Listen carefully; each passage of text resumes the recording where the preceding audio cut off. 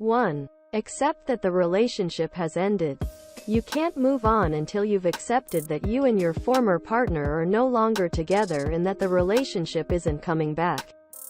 Try to take ownership of the ways in which you might have contributed to the end of the relationship. Take a closer look at what happened and, if needed, work on it by yourself or with a friend.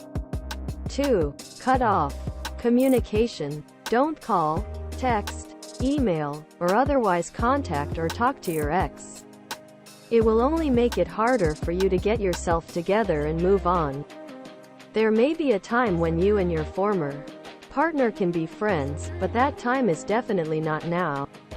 Absolutely under no circumstances visit their Facebook page.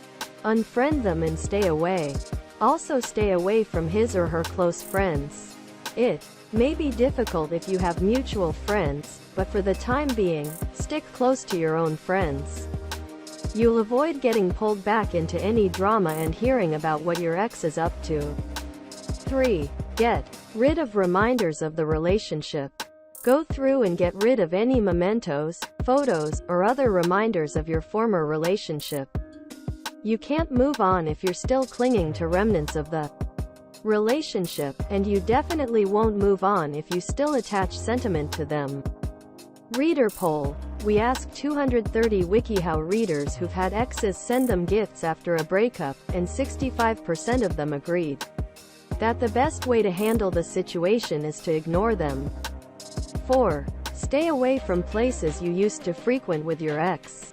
Hanging out in places the two of you used to go will make it harder for you to move on. You may be able to begin going back to them eventually, but for now, stay away.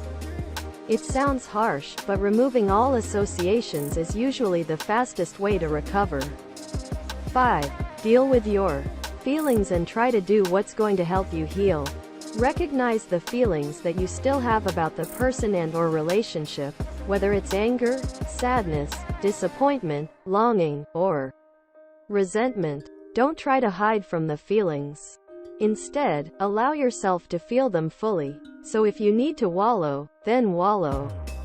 Accept your feelings so that then you can begin to move on. 6. Learn from the relationship. Think critically about why the relationship ended, including mistakes you made as well as mistakes your ex-partner may have made.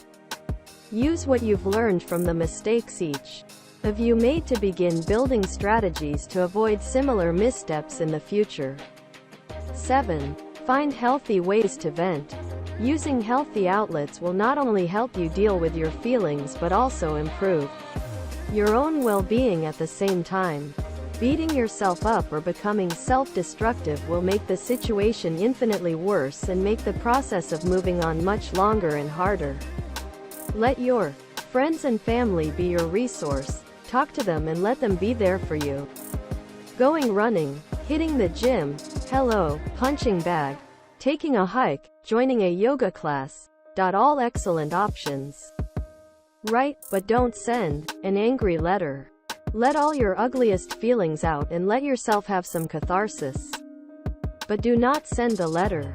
It will make your situation worse rather than better and stop you from moving on. 8. Find a role model. Look for a strong role model you can look up to as well as take inspiration from.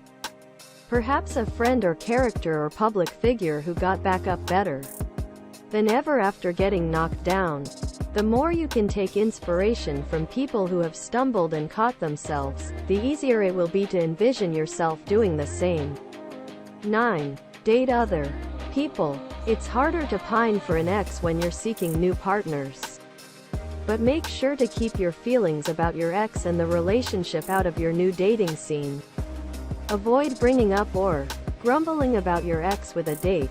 Don't let the old relationship taint your new ones.